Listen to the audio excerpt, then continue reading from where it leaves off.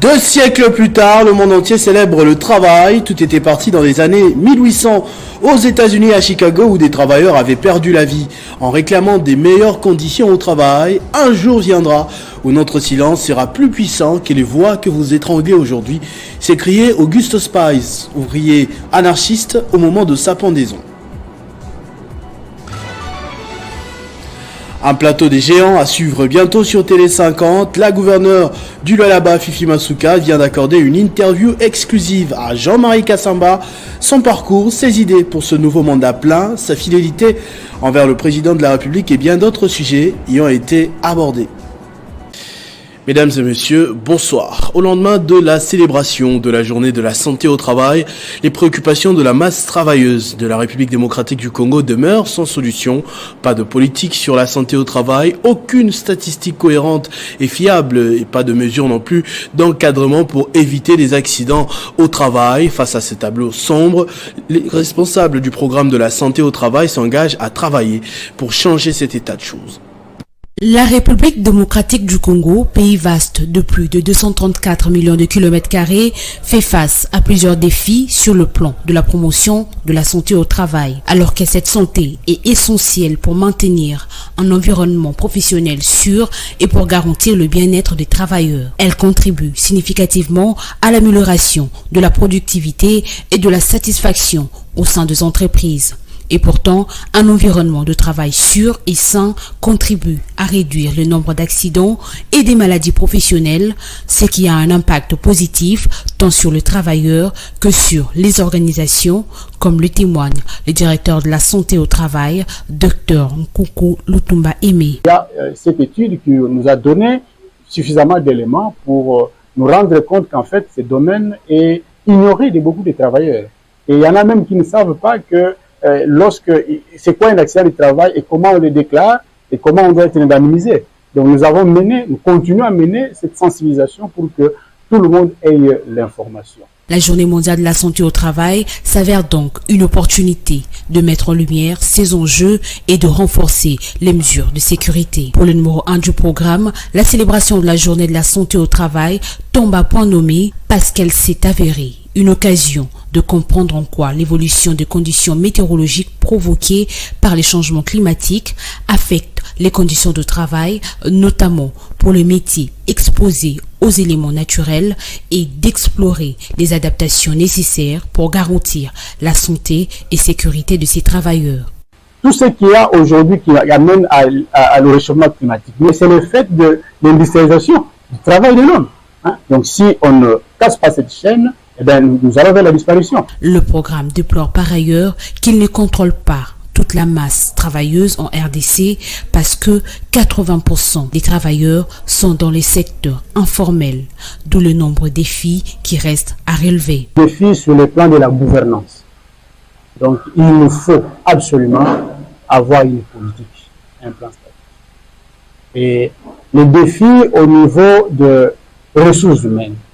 Il faut une politique dans la formation des prestataires, la ratification de conventions du BIT qui ne sont pas encore faites par les pays. Il faut noter que la RDC dispose déjà d'un arsenal de lois et arrêtés qui contribuent à la promotion de la santé au travail. Et en cette journée dédiée aux travailleurs, la rédaction de Télé 50 a fait un focus sur un métier en particulier, très répandu à Kinshasa et d'autres villes du continent, communément appelé receveur. Ces jeunes, pour la plupart, tiennent la caisse des taxibus et invitent les passagers à prendre place à bord, et ce, avec leur manière particulière. Vous allez le voir, un métier parfois à haut risque, mais générateur des revenus capables de subvenir aux besoins de toute une famille. C'est un reportage de Christian Kaloji. Sur la place du commerce dans la commune de la Gombe, plusieurs taxibus stationnent et attendent des clients pour différentes destinations. Ces derniers sont accueillis par des receveurs qui les installent avant le départ des véhicules.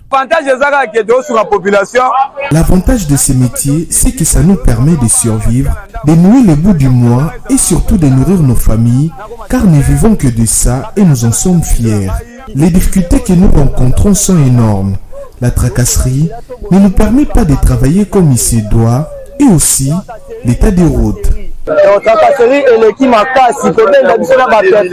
Bien que modeste et générateur des revenus permettant de survivre dans un pays où 64% des Congolais vivent avec moins de 2,15 $ par jour selon la Banque mondiale, le travail des receveurs demeure plutôt à haut risque car beaucoup s'exposent souvent au danger. Non, mais ce qu'il faut dire, c'est que tout ça découle du contrat. Si la personne travaille sans contrat, il est clair aussi que cette personne n'est pas couverte pour tous les autres risques qu'il prend. Et ce qui est grave, c'est que ces jeunes gens sont même dehors en présence de la police. La police a fait des efforts pour interdire cette pratique, mais ces jeunes gens n'écoutent pas.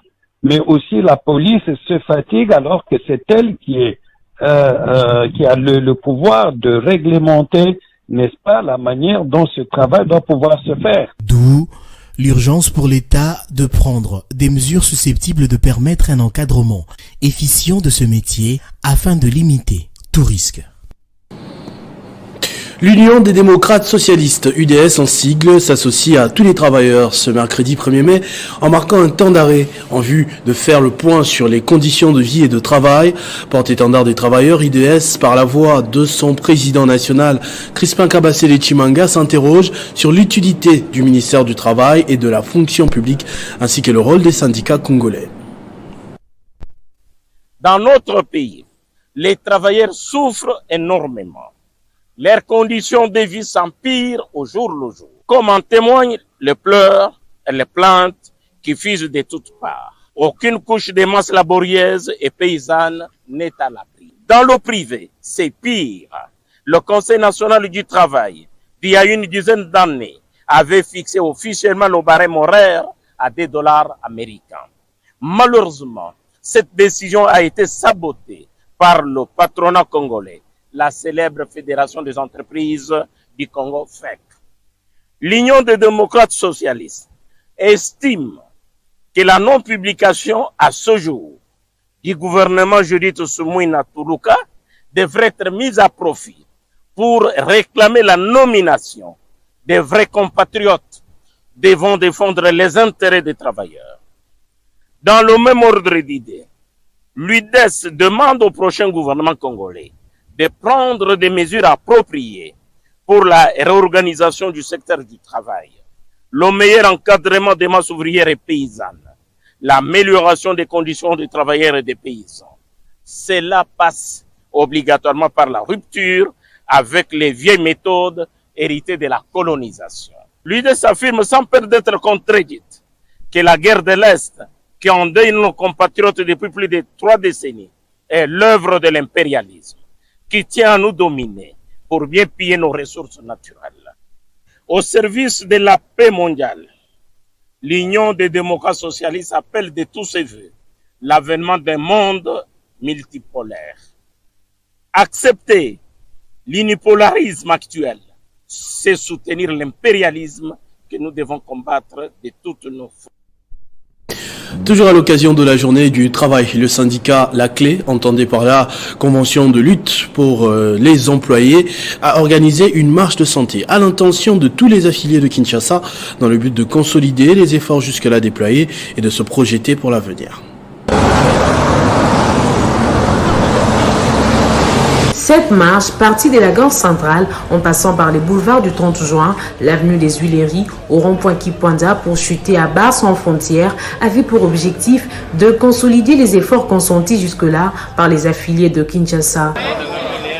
Le président national du syndicat La Clé, Joseph Kedima, s'est exprimé en ces termes. 1er mai, c'est la fête du travail et que la Convention de lutte pour les employés, syndicat interprofessionnel en République démocratique du Congo, a fait un appel général de tous ces militants à travers la ville de Kinshasa pour faire une marche symbolique de soutien d'abord au peuple meurtri de l'Est de la RDC, mais également pour le rappel des meilleures conditions de travail dans les entreprises, mais surtout les conditions de lutte qui caractérisent le soubassement de notre combat bientôt depuis 10 ans. Donc voilà pourquoi nous sommes réunis ici avec tous les affiliés de Kinshasa, répartis dans plusieurs entreprises. Là vous avez un noyau symbolique. Nous sommes là pour célébrer la fête des travailleurs. Signalons par ailleurs que la marche de santé du syndicat La Clé organisée ces jours s'inscrit dans le cadre de la Journée mondiale du travail célébrée ce 1er mai 2024. La journée dédiée aux travailleurs a été célébrée symboliquement à Lubumbashi par les agents et cadres de Bonté Service qui régorgent en son sein Goel House, Maël Kabod et autres.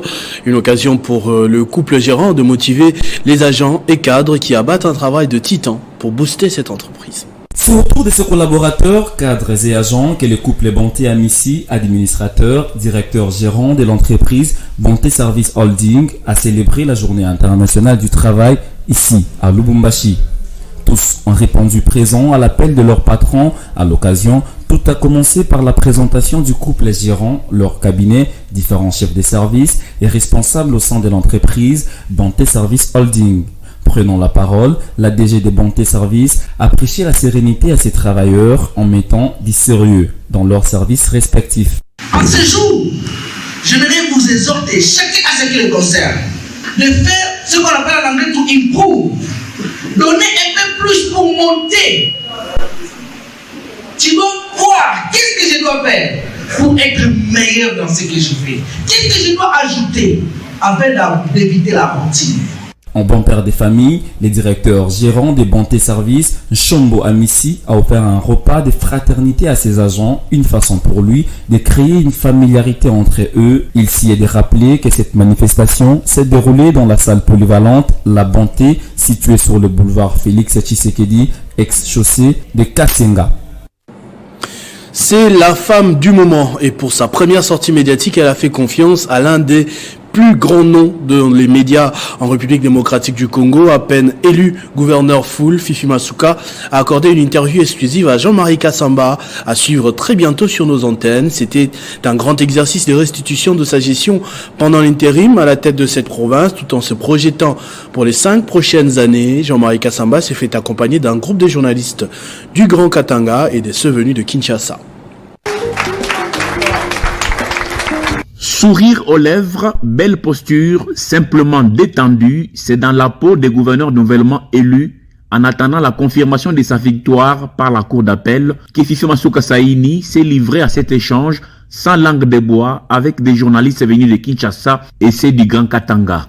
Une émission spéciale restitution sous la modération de Jean-Marie Kassamba, président de l'INPC Kinshasa et DG de Télé 50. Fifi Masuka Saini, qui a subi tant d'humiliations dans cette province qui lui est chère, tient à rassembler toutes les filles et fils du Lualaba sans aucune discrimination. 21 députés m'ont donné leur confiance.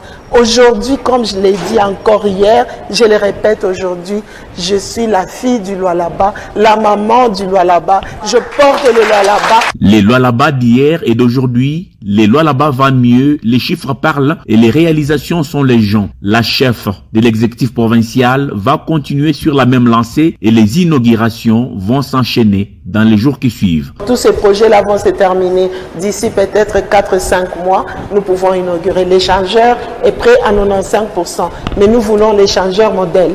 Donc, comme on les fait partout ailleurs, que la verdure soit là.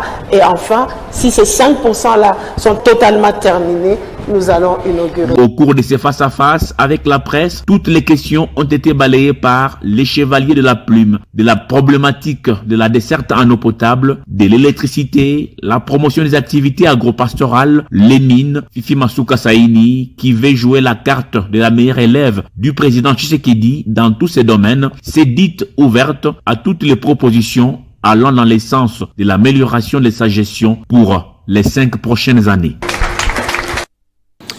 Élection de gouverneur dans la province du Lualaba, justement à Kolwezi, le Front des indépendants démocrates chrétiens, FIDEC, parti politique cher à Fifi Masuka Saini, a présenté ses vives félicitations à leur leader et exprimé sa satisfaction quant à son élection pour consolider les acquis dans cette province.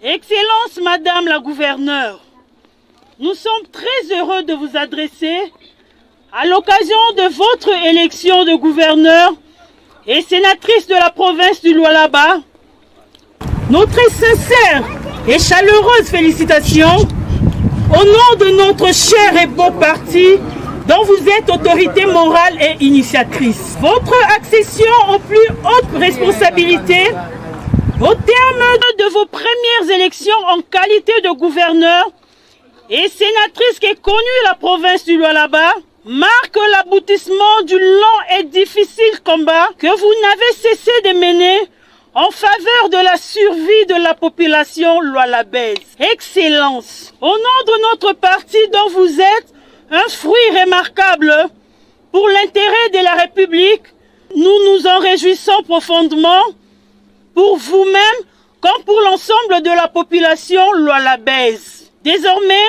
investis de la confiance de vos grands électeurs et de vos concitoyens porteuses de leur espérance en un avenir meilleur. Nous savons que vous n'aurez pas de mal à répondre à leurs attentes et de vous acquitter de la tâche historique qu'ils vous ont confiée, celle de construire une province plus belle qu'avant, selon la vision de l'autorité morale de l'Union sacrée de la nation. Je cite le président, son Excellence Félix Antoine Tshisekedi Tshilombo, garant du bon fonctionnement des institutions. En vous renouvelant toutes nos félicitations pour votre élection de gouverneur et sénatrice de la province du Lualaba, dont le ticket gagnant de l'Union sacrée de la nation, pour le succès de vos hautes missions.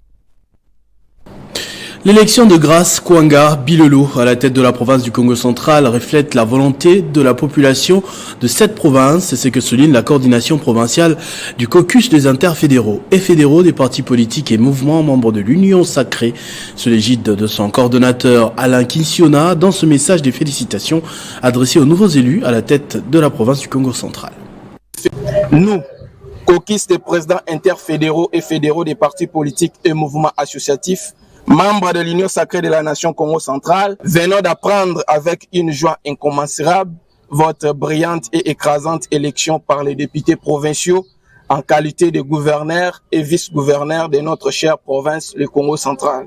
Cette élection n'est loin d'être une surprise car elle reflète la volonté du peuple Congo exprimée par ses représentants légitimes qui ont prêté sans tergiversation l'oreille aux cris de détresse de ces derniers. C'est ici l'occasion de remercier les honorables députés provinciaux en général et les membres du bureau en particulier pour ces choix judicieux portés sur votre ticket.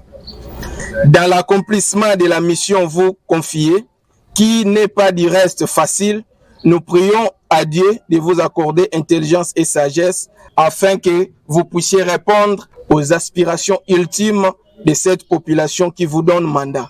Et durant votre parcours, nous espérons que vous serez l'église au milieu du village. Les défis à relever sont énormes, mais nous vous rassurons de notre accompagnement et soutien indéfectible durant ce quinquennat à la tête de notre prestigieuse province. Fructueux mandat. Que vive le décollage du Congo central, que vive l'Union sacrée de la nation Congo centrale, que vive les caucus des présidents interfédéraux et fédéraux des partis politiques et mouvements associatifs, membres de l'Union sacrée de la nation Congo centrale. Hubert Mamba, un des candidats aux élections des gouverneurs pour le compte de la ville de Kinshasa, a accepté sportivement sa défaite. Lors d'un point de presse qu'il a animé ce mercredi, cet ingénieur a, par la même occasion, félicité les vainqueurs, Daniel Bumba, à qui il se dit ouvert pour tout échange sur leurs programmes respectifs pour le bien-être des Kinois. Auteur d'un programme de gouvernance très riche qu'il a pu présenter aux élus lors de la campagne électorale, Hubert Mamba, candidat malheureux aux élections des gouverneurs pour le compte de la ville de Kinshasa, accepte sportivement sa défaite. Fair play oblige. Samedi passé, j'avais l'opportunité, l'honneur de présenter mon programme à l'Assemblée provinciale. Je profite de l'occasion pour remercier, n'est-ce pas, les honorables députés provinciaux qui m'avaient accordé une attention particulière pendant le temps que j'avais passé à expliquer plutôt mon programme. J'exprime ma gratitude aux Kinoises et Kinois pour leur soutien et j'ai fait confiance à nos honorables députés provinciaux. Ils ont fait le choix en âme et conscience, en toute responsabilité.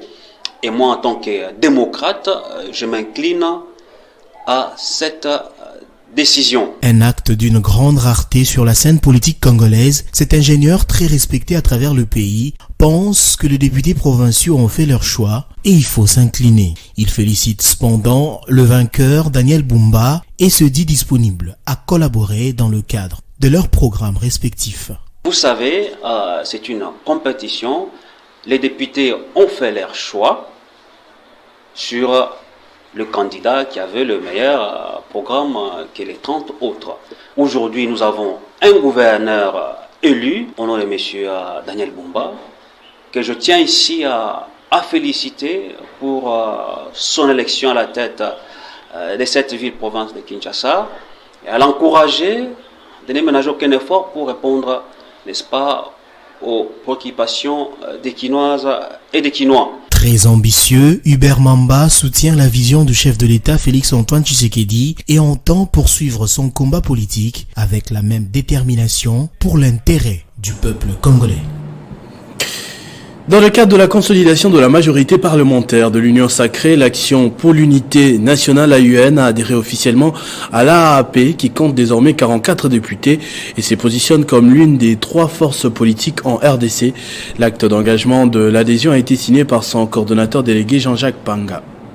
Désormais, le regroupement politique Action pour l'unité nationale AUN est un nouveau partenaire de la plateforme électorale et politique Alliance des acteurs attachés au peuple AAP. La cérémonie d'adhésion a eu lieu au cercle Elaïs en présence de l'ensemble des chefs des différents regroupements qui composent l'AAP ainsi tous les élus. Avec cette nouvelle acquisition de grande envergure, l'AAP compte désormais 44 députés et s'y positionne comme l'une des 3 forces politiques de la majorité parlementaire car l'AUN est un poids lourd qui régorge 21 partis politiques avec ses 6 députés nationaux. L'acte d'engagement de l'adhésion a été signé par son coordonnateur délégué Jean-Jacques Mpanga en présence des hautes personnalités et dignitaires de l'AUN, notamment Moïse Matembo, autorité morale de Direct, Mokoko Samba, Pierre Kangodia, Willy Michiki, Maître Prince Congolo, pour ne citer que cela. Nous en sommes très fiers, nous ne sommes pas venus bredouiller, comme je l'ai dit. Et nous sommes venus aussi avec un plus pour que nous puissions échanger les expériences avec les sages que nous avons rencontrés, pour que nous puissions évoluer ensemble dans la loyauté et dans la fidélité envers le chef de l'État autour de ces 6 axes. Et nous nous promettons que nous allons œuvrer dans le sens de fidélité, dans le sens d'aller de l'avant pour le bien de notre pays, la République démocratique du Congo. Ainsi, grâce à la force managériale de Tony Kankou, la PEP AAP compte désormais 44 députés avec l'AUN, AE, AMSC, A2R et FP 2023. Lutte contre le blanchiment des capitaux et les financements du terrorisme. Le gouvernement congolais lance la croisade contre les flux financiers illicites. À ce jour, à peu près 9 milliards de dollars s'évaporent du fait de ces flux qui constituent un manque à gagner pour l'économie nationale. Le gouvernement congolais s'est résolument engagé dans la croisade contre les flux financiers illicites. On estime à près de 9 milliards de dollars qui s'évaporent du fait de ces flux, ce qui constitue un manque à gagner pour l'économie nationale. L'argent issu du crime financier est un facteur de pollution de l'économie. L'importance du flux mangé a forcément des effets néfastes sur le marché local et peut également affecter l'économie mondiale.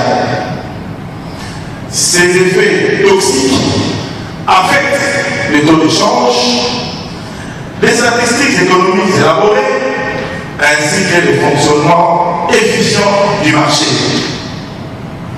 Avec l'évolution de la situation, il est aujourd'hui vital pour notre gouvernement d'accroître ses efforts pour lutter contre le flux financier illicite et prévenir l'utilisation abusive du système financier national. La lutte contre le flux financier illicite est donc un moyen incontournable contre la criminalité nationale et internationale organisée. Retenons également que la lutte contre les flux financiers illicites est un moyen incontournable entre la criminalité nationale et internationale organisée. La coopération allemande et les partenaires techniques de la CNRF appuient ces programmes en raison du fait qu'elles cadrent bien avec la stratégie du gouvernement en matière de lutte contre les blanchiments des capitaux et le financement du terrorisme. Réunion mensuelle des femmes guides nationalistes du Palou. Ces femmes ont été appelées à l'unité et à la cohésion afin de jouer un rôle important au sein de cette grande formation politique. C'est l'essentiel du message du secrétaire général chef du parti, le professeur Willy Makiashi. Les détails dans ce commentaire de Grace Salambo. Au cours de cette importante réunion, le secrétaire permanent adjoint du Palou, chargé de la jeunesse nationaliste, Maître François Wendo, a appelé, au nom du secrétaire général chef du parti, les femmes du Palou à cultiver l'unité, à enraciner efficacement l'implantation du parti, facteur déclencheur et susceptible de favoriser les adhésions au sein du parti lumumbiste unifié. Il a également appelé toutes ces femmes à obéir aux orientations du bureau politique du Palou. Le deuxième message était prononcé par la présidente des femmes guides nationalistes, Madame Julie Lukanzola. Elle a à cette occasion invité les mamans du Palou à bannir la division et le tribalisme. Pour elle, ces valeurs négatives n'ont pas de place au Palou. Elle a rappelé par ailleurs que le visionnaire du Palou, le patriarche Antoine Gizenga, a axé son action sur les valeurs de l'unité et le nationalisme. Elle a par ailleurs rappelé que l'actuel secrétaire général chef du parti, le professeur Willy Makiashi, exhorte tous les jours les femmes du Palou à demeurer unies et soudées pour la bonne marche de cette grande formation politique. Les femmes ont été également appelées à jouer un rôle important au sein du Palou. Les femmes guides du Palou se réjouissent également de la nomination de Madame Judith Toulouka comme première ministre en République démocratique du Congo, expriment toute leur gratitude au chef de l'État, Félix Tshisekedi. Plus de 500 ménages des déplacés de guerre ayant fui les combats entre les FARDC et les M23 dans les territoires de Massissi ont bénéficié ce mercredi d'une assistance en vivre et non vivre de la part de la société Prémidis SARL. C'est une façon pour son patron Shiva Prasad de compatir avec ces familles qui ont tout abandonné suite à l'avancée de ces rebelles. De sacs de riz, de haricots, sel, sucre, savon au mort, pour ne citer que ça. Voilà la grande quantité en vivres et non-vivres que la société Prémidis a acheminé à plus de 500 ménages et a fui le combat entre FARDC et M23 en territoire de Massissi, installé au quartier Mugunga à Goma. Ce sont les personnes vulnérables, dont les vieillards, les femmes enceintes et femmes avec bébés, qui ont reçu cette assistance de la part de Shiva Prasad, PDG de cette société. Osé Bouhendoua, qui est administrateur de Prémidis SARL, précise que ce n'est pas la première action qu'il réalise. Il a plu au PDG de la société Prémidis de venir en aide à ces personnes déplacées. Je tiens à vous informer que c'est notre 8e distribution. Et il m'a rassuré de leur dire qu'il ne va pas se fatiguer. Il fera de son mieux pour apporter tant soit peu, pour les assister du mieux qu'il pourra. Voilà pourquoi je demande à tous ces mondes-là, animés de bonne foi, des hommes philanthropes, généreux comme le PDG Shiva, d'emboîter le poids en fait d'aider, parce que c'est une multitude, c'est une centaine de milliers de gens qui souffrent. Sourire aux lèvres, les bénéficiaires ont remercié le patron Shiva Prasad de Prémidis SARL pour cette action, car selon eux, depuis leur fuite, ils n'avaient encore rien reçu. Au cours d'une cérémonie en présence des hauts cadres de l'Office congolais de contrôle, il s'est présenté le manuel des procédures, a réceptionné le premier lot de 92 nouveaux véhicules commandés et a inauguré le bâtiment du cinquantenaire de l'OCC. Lors de cette cérémonie, le directeur général de cette entité, Étienne Chimanga Mutombo, a rappelé la nécessité pour l'OCC d'avoir un manuel des procédures. 50 ans, signe de maturité et de stabilité. Occasion faisant, l'Office congolais des contrôles a procédé à l'inauguration de son nouveau bâtiment dénommé Immeuble du Cinquantenaire. Ceci s'inscrit dans le cadre de la célébration du 50e anniversaire de cette entité depuis sa création en 1974. Par la même occasion, l'Office a présenté les manuels des procédures et a réceptionné les premiers lots des 92 véhicules commandés pour faciliter la mobilité de ses agents et cadres. Enfin, de booster la production de l'Office, dont un premier lot de 35 véhicules sur les 92 commandés a été déjà livré. Cette cérémonie a connu la participation de plusieurs hauts cadres de l'Office congolais des contrôles, notamment le directeur général Etienne Chimanga Mutombo, qui lors de son allocution a précisé les bien fondés du manuel des procédures de l'OCC. Celui de doter l'Office congolais de contrôle de manuels de procédures couvrant le maximum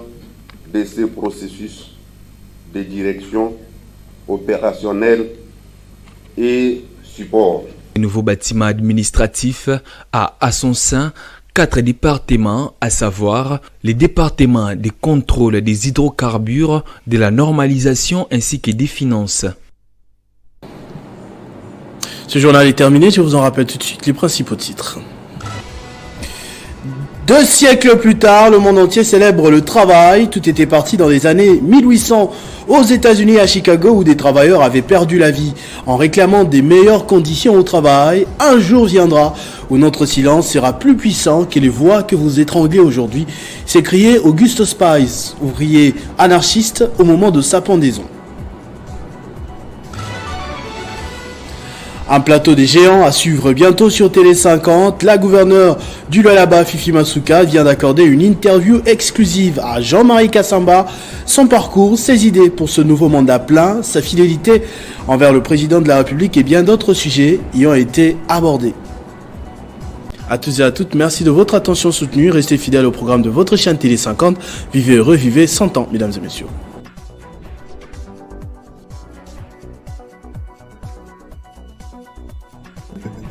Retrouvez toute l'actualité en continu sur www.tele50.cd.